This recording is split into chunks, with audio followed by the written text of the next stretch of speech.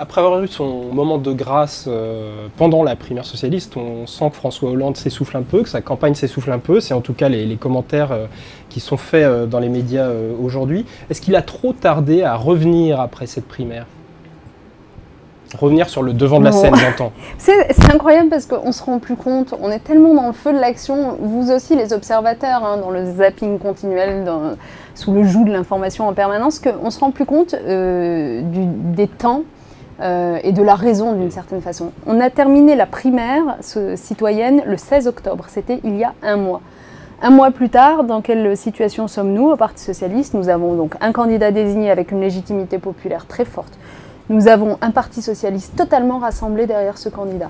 Nous avons une équipe de campagne qui a été constituée dans la dentelle pour faire en sorte, bien sûr, que les sensibilités soient respectées et que tout le monde se sente concerné par cette campagne, mais surtout pour faire en sorte que les hommes et les femmes les plus compétents sur leur domaine soient en charge des domaines en question dans cette équipe de campagne.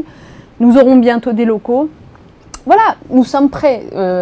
Flottement, non, je ne vois pas. Alors c'est sûr que les petites musiques médiatiques, après, flottement peut-être pas, le trop plein de confiance peut-être. Est-ce que François Hollande ou l'équipe de campagne de François Hollande n'est pas partie un peu trop confiante après cette primaire ? Alors, je ne dirais pas cela, mais ce que je peux vous dire en revanche avec certitude, c'est qu'en intégrant des gens comme moi, par exemple, dans l'équipe, ce qui va vraisemblablement se passer, c'est que s'il y avait un trop-plein de confiance, on va le rabaisser, ce trop-plein de confiance, pour une raison très simple, c'est que j'ai l'expérience, par exemple, de la campagne de 2007. Je sais pertinemment que les jeux ne sont jamais faits à l'avance. Je sais qu'à 6 mois d'une élection, tout reste à faire. Et puis je sais aussi que ce qu'il ne faut surtout pas faire, c'est démobiliser notre électorat. Et dans notre électorat, dans ce qui nous permettra de faire plus que 50% en 2012, il y a tous ces gens qui ne se déplacent quasiment que pour voter contre et pas pour. Et donc à ces gens-là, il faut bien passer un message clair, c'est qu'aujourd'hui, il n'est pas établi qu'on va forcément réussir à mettre fin à la parenthèse de Nicolas Sarkozy et qu'il faut qu'il vienne s'exprimer pour qu'on le fasse. Justement, pour s'adresser à cet électorat et même à tous les Français en règle générale, leur principale inquiétude, c'est la crise aujourd'hui. Est-ce que le candidat Hollande affine ses pistes pour régler le problème plutôt que de commenter l'action gouvernementale?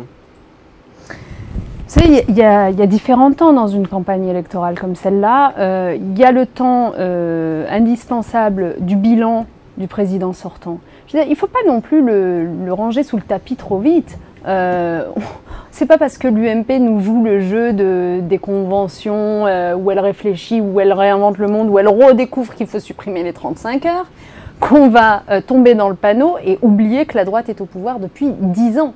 Et que depuis ces 10 ans, eh bien, tout a été fait pour mener le pays droit dans le mur. Et c'est la situation dans laquelle nous sommes, avec des déficits records, avec un taux de chômage de 10%, avec une désespérance sociale incroyable.